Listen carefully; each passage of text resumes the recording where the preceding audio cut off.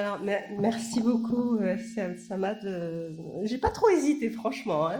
C'était pas- Alors, je voudrais tout d'abord commencer par remercier les organisateurs du Centre de développement professionnel Pierre Deschamps de Rabat pour leur aimable invitation à cette journée, à l'immense bonheur qu'ils me font d'inaugurer cette salle de formation du CDP. Je suis à la fois touchée, honorée. Je ne saurais pas franchement exprimer avec des mots ma gratitude et mon émotion devant une telle reconnaissance. Alors, permettez-moi en cette occasion, on m'a demandé de faire vite, je vais essayer, de, de, permettez-moi donc en cette occasion de parler d'un sujet pour ceux qui me connaissent, qui me tient vraiment à cœur, qui est celui de la parité et de l'égalité entre hommes et femmes. Et je crois qu'il fait sûrement partie de vos objectifs en tant que centre motivé par l'inclusion, les fondamentaux pédagogiques et la formation des futurs éducateurs. Et donc, on sait tous le rôle décisif de l'éducation à la promotion de l'égalité, qui est une mission fondamentale afin de lutter contre les rapports de domination et de discrimination qui minent toutes nos sociétés. Alors, il est évident que l'égalité homme-femme, en tant que valeur fondamentale et universelle de la philosophie des droits humains, a constitué une rupture, vraiment une rupture avec l'ancien ordre patriarcal dans l'histoire de l'humanité. Mais malgré toutes les avancées qu'on connaît, les progrès indiscutables, cet idéal égalitaire, justement, tout en étant apparemment un acquis universel sur le principe, a du retard sur les pratiques. Et il a du mal à être effectif sur le plan des réalités sociales, et donc reste un objectif qui est mondialement inachevé, bien sûr, à des degrés variables. En effet, un peu partout dans le monde, et transcendant toutes les catégories culturelles et sociopolitiques, toutes les sociétés restent d'une manière ou d'une autre encore fortement imprégnées par un patriarcat universel séculaire. Cette domination que j'appellerais masculine structurelle à l'humanité, et comme l'ont démontré récemment des études anthropologiques, un véritable fait social universel, dont les origines et les causes profondes sont des questions qui intriguent les chercheurs depuis des décennies, je vais dire même depuis plus d'un siècle, et que l'actualité des mouvements revendicatifs féminins et féministes convoque avec une nouvelle acuité. À titre d'exemple, l'historienne Marilène Patou-Matisse démontre dans son dernier livre très intéressant, intitulé « L'homme préhistorique est aussi une femme », comment les femmes ont été de tout temps invisibilisées, notamment par les scientifiques spécialistes de la préhistoire. Le patriarcat universel est donc un véritable système polymorphe de domination, d'oppression des femmes, où s'entremêlent toutes les discriminations, qu'elles soient politiques, économiques, culturelles ou idéologiques. Bien entendu, les femmes ne sont pas opprimées de la même façon, puisque chaque société édifie ses propres règles, ses propres canaux, ses propres modèles de domination et de soumission. Ces principes de parité et d'égalité peinent aussi à se matérialiser dans la réalité sociale parce que trop souvent, à mon humble avis, on les catégorise dans la grille banalisée des droits de la femme. Or, il ne s'agit pas d'une question exclusivement féminine, autrement dit d'une question abstraite, impliquant uniquement certains droits, mais plutôt d'une question de droits humains.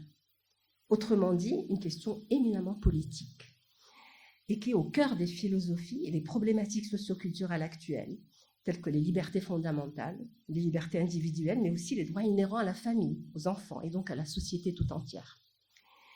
Ces principes égalitaires, il faudrait le reconnaître, restent encore plus difficiles à concrétiser au sein des sociétés que j'appellerais du Sud global, dont le Maroc, où l'imbrication de la précarité socio-économique, de quelques retards technologiques, dans certaines régions des conflits de toutes sortes, et des traditions culturelles, constituent de véritables entraves à l'émancipation des femmes, mais aussi des hommes. Permettez-moi de parler donc de ce sujet à partir de mon contexte marocain. La question de la parité et de l'égalité et des droits des femmes au Maroc est une question centrale au sein de la société, comme on le voit d'ailleurs aujourd'hui avec les débats en cours concernant les prochaines réformes qui sont en cours du Code de la famille et de certaines lois du Code pénal, qui sont inadmissibles pour le Maroc du XXIe siècle.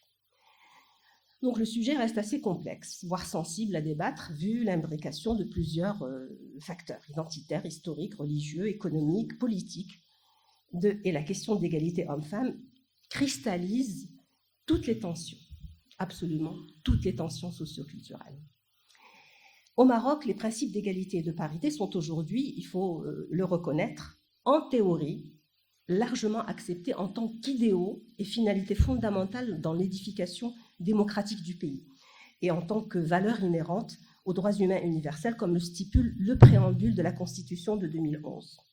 Cependant, il faudrait reconnaître que cela reste difficile à matérialiser au sein d'une réalité sociale où le maintien d'une inégalité structurelle entre hommes et femmes est justifié de façon récurrente. Par quoi ? Tout simplement par l'attachement à une lecture traditionnaliste des valeurs identitaires et culturelles. Le Maroc a connu 2 grandes réformes essentielles ces dernières années. Ces 2 grandes réformes sont le Code de la famille de 2004 et celui de la Constitution de 2011, qui a stipulé pour la première fois dans l'histoire de ce pays l'égalité entière entre les citoyennes marocaines et marocains. Et donc, ce sont 2 réformes qui ont globalement eu un effet assez bénéfique sur le statut juridique des femmes et qui ont constitué de réelles avancées juridiques. Je citerai très rapidement l'âge du mariage égalitaire de 18 ans pour les 2 sexes, avec tous les problèmes qu'on connaît de côté, l'égalité des droits et devoirs des époux dans la responsabilité du foyer, l'abrogation de l'obligation de la tutelle matrimoniale pour les femmes, le divorce égalitaire, c'est quand même des acquis. Cependant, il serait important aujourd'hui de reconnaître que malgré leur impact positif sur la symbolique des droits des femmes, ces 2 réformes restent des exemples avérés de cette discordance entre des lois certes assez avant-gardistes et leur faible effectivité au niveau de la réalité sociale de tous les jours. Alors pourquoi ? Il y a certainement plusieurs causes, politiques, économiques, mentalité, idéologiques, mais je pense que la plus profonde, à mon humble avis, est symbolisée par le double référentiel juridique. Au Maroc, nous avons cette dualité qui est palpable dans la réalité sociale entre un référentiel culturel identitaire et celui des droits humains, dit universel, le tout vécu selon un mode supposé antagoniste. La Constitution de 2011, par exemple, dans son article 19, stipule l'entière égalité entre hommes et femmes sur tous les plans. Mais cette égalité repose sur les conventions et pactes internationaux dûment ratifiés par le Maroc, et de l'autre côté, elle est conditionnée par les constantes du royaume et de ses lois. Et donc, elle est garantie par 2 référentiels, l'un qui est dit universel, celui des droits humains, inhérent au choix démocratique qu'a fait le Maroc, et l'autre ancré dans les constantes fédératrices du pays, dont l'identité culturelle et religieuse.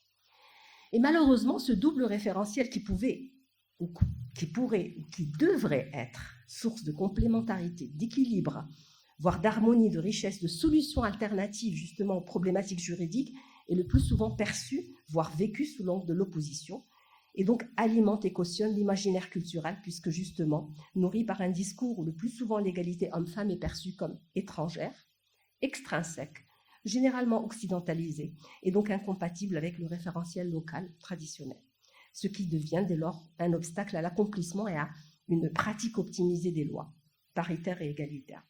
Et bien c'est ça qui constitue un effet,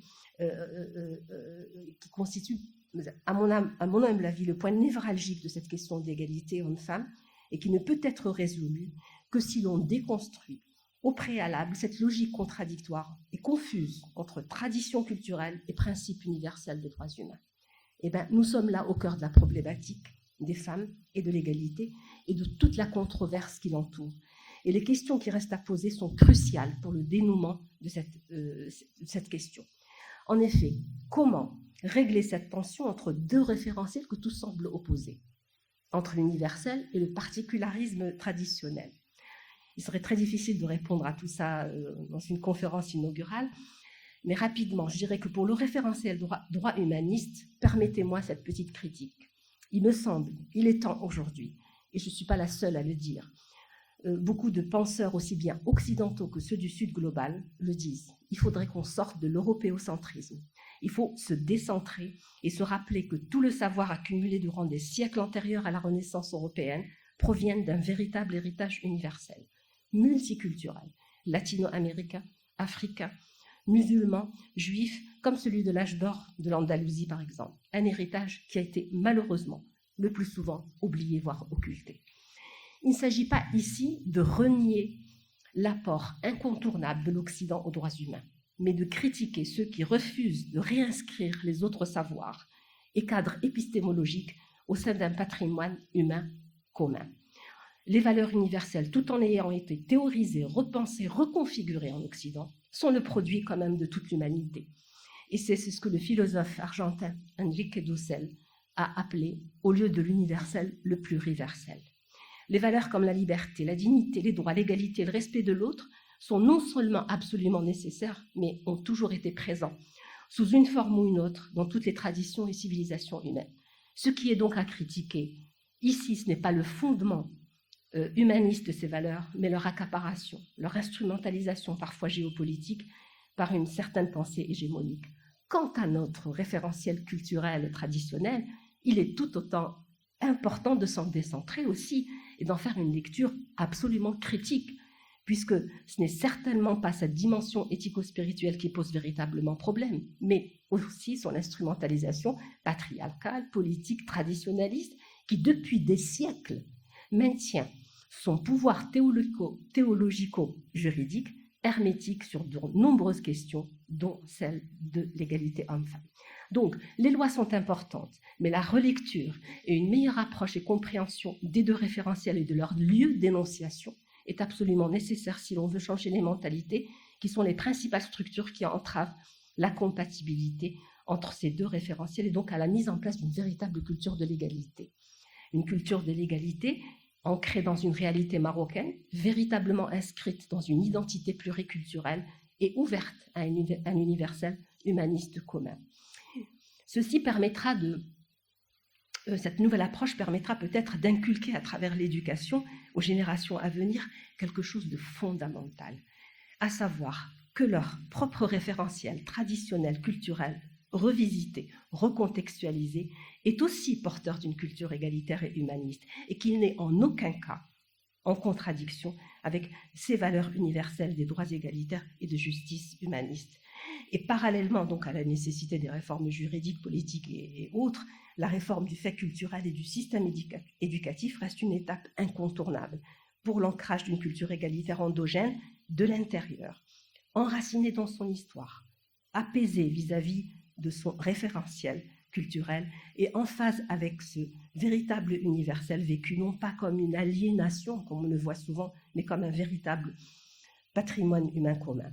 La nécessité d'une vision réformiste du référentiel culturel sur cette question de l'égalité en particulier, qui est la dernière forteresse identitaire du patriarcat culturel, est aujourd'hui essentielle. Car réformer cette approche, c'est réformer, c'est plutôt participer à une réforme sociétale en profondeur. Et cela constitue de ce fait un vrai challenge, un vrai défi démocratique. C'est une perspective inclusive qui se veut solidement ancrée, respectueuse à la fois aussi bien de sa propre histoire, de sa propre mémoire spirituelle et culturelle, revisitée, que celle des droits humains, véritablement universels. En conclusion, c'est certainement dans des espaces comme celui-ci, des espaces de formation, où l'on se trouve aujourd'hui et qui proposent ces liens entre savoir et compétences de vie et qui accueillent en leur sein le savoir-faire à la fois et le savoir-être et dont les objectifs que j'ai adorés et qui sont d'être adaptés au contexte marocain afin de proposer des réponses contextualisées aux questionnements des apprenants, qu'une véritable culture de l'égalité homme-femme peut être enseignée et enracinée dans les esprits et dans les cœurs.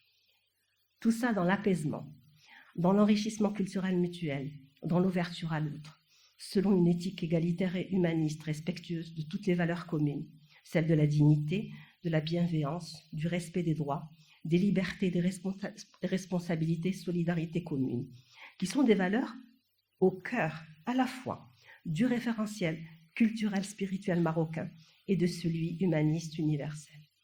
Je pense humblement que c'est de là qu'il faudrait commencer, si l'on veut vraiment concrétiser la promesse d'un futur égalitaire, juste, véritablement universel pour ces générations qui viennent. Je vous remercie.